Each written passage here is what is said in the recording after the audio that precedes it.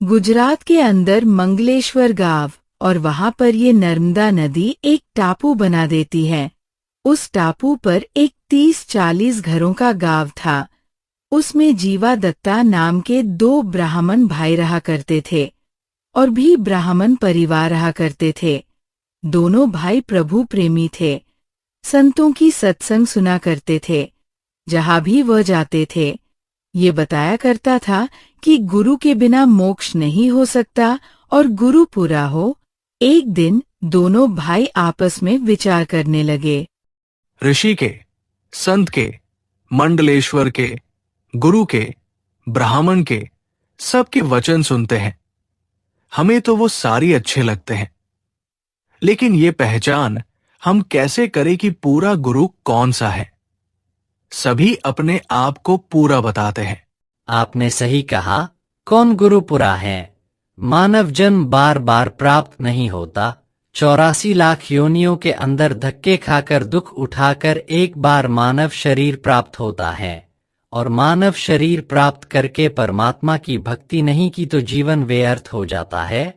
यदि अब के मोक्ष नहीं हुआ तो न जाने कितनी बार कुत्ता, गधा, सुअर बनने के बाद फिर मनुष्य बनेंगे। हे भगवान, हमें पूरा गुरु से मिलाओ। समझ नहीं पा रहे हैं, कैसे पहचान करें? ठीक है, विचार करके कोई उपाय निकालते हैं।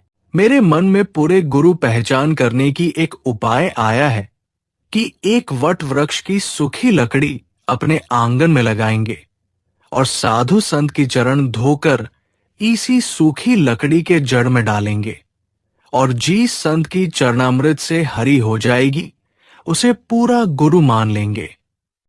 आपने सही कहा। चलिए ऐसा ही करते हैं और भगवान की कृपा से हमें पूरा गुरु अवश्य मिलेगा। दोनों भाई ने ऐसा ही किया।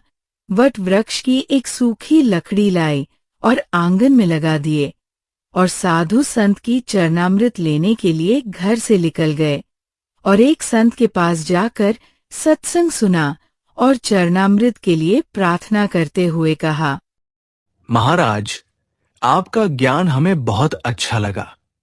थोड़ा चरणामृत दे देते तो हमारा जीवन सफल हो जाता। ठीक है, ले लो चरणामृत। ये सुनकर दोनों भाई ने संत की चरणामृत अपने पात्र में लेकर घर वापस आया और सूखी लकड़ी के जड़ में डालने लगा, लेकिन कोई परिवर्तन नहीं हुआ। ये देखकर दोनों भाई बहुत उदास हुए।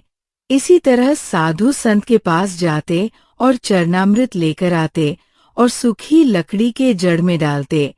कई बार साधु संत को अपने घर पर ही बुला लेते, आहार कराते और चरण धोकर लकड़ी में डालते, लेकिन कुछ नहीं हुआ। ऐसे कई वर्ष बीत गए। एक दिन दोनों भाई आपस में विचार करने लगे। हे परमात्मा, हे मालिक, पूरा गुरु कोई नहीं है, क्योंकि हमारी सूखी लकड़ी हरी हुई नहीं। इन सभी की चरणामृत से और पूरे गुरु के बिना ये मानुष जन्म व्यर्थ हो जाएगा। हे परमेश्वर, या तो पूरा गुरु मिलाओ, नहीं तो ये मनुष्य शरीर हम दोनों भाई का खत्म कर दो दाता, और शेष जीवन उस समय देना जिस समय पृथ्वी पर कोई पूर्ण गुरु संत आया हुआ हो। वर्तमान में पृथ्वी पर कोई पूरा संत नहीं है। ये कहकर दोनों भाई घंटों रोए। इसी तरह रोज परमात्मा को याद करते और रोया करते कि हमें पूर्ण संत मिलाओ। इस प्रकार लगभग 6 महीना बीत गए। एक दिन परमेश्वर कबीर जी दोपहर के समय जीवा दत्ता की झोपड़ी के पास के गली से चले जा रहे थे। जीवा बाहर आया और देखा कि एक संत आ रहा है। उसने अपने भाई से जाकर कहा, भाई, एक संत आ रहा है, आज्ञा हो तो बुला कर लाओ। आपने सबको देख लिया, इन सब के पास कुछ नहीं है, क्यों जख्म नया करे? फिर न जाने कितने दिन रोना पड़ेगा। छोड़ो इन बातों को। जीवा के बार बार कहने पर दत्ता बाहर गया और देखा कि परमात्मा वापस आ रहे थे उनकी तरफ।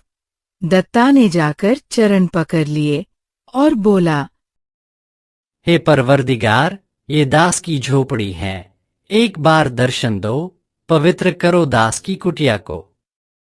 ठीक है भाई, चलो चलते हैं। दत्ता ने परमेश्वर को बुलाकर ले आया और बैठाया, और जीवा ने दत्ता से कहने लगा, जा दत्ता, थाली ला, परात ला, महाराज जी का, संत जी का चरण धोएंगे। संत तो भगवान का ही रूप होता है, जल्दी जा। दत्ता ने जल्दी से थाली और पानी लेकर आया और चरण धोए। धोने के बाद जीवा ने कहा, जा दत्ता, संत जी का चरणामृत को कहीं ऐसे वैसे नहीं डालना चाहिए, वहां पौधे में डाल दिए, जा जल्दी। ये सुनकर दत्ता ने चरणामृत लेकर सूखी लकड़ी यानी टहनी में डालने आया और ज्यों ही पानी डाला, डालते डालते ही कोपल फुट आई उस सूखी वट वृक्ष की टहनी में।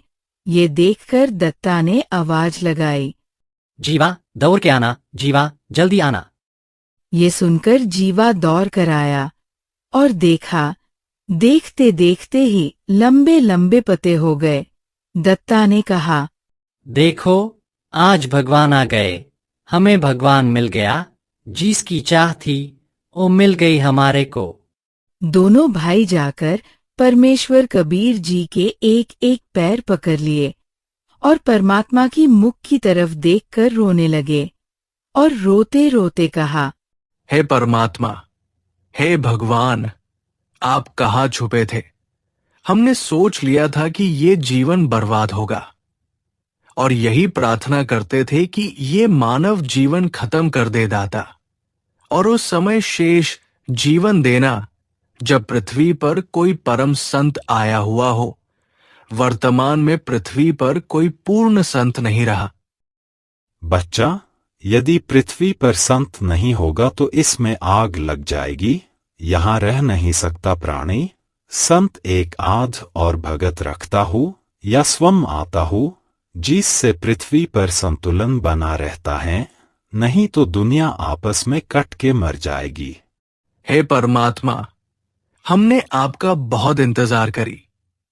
6 महीने में आप नहीं आते तो हम मर जाते, क्योंकि हम सुख के कांटा हो गए थे। दोनों भाई ने उपदेश लिया और ज्ञान सुना।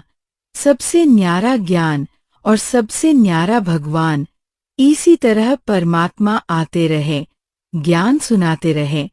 कुछ दिनों में वह दोनों भाई ज्ञान से परिपक्व हो गए।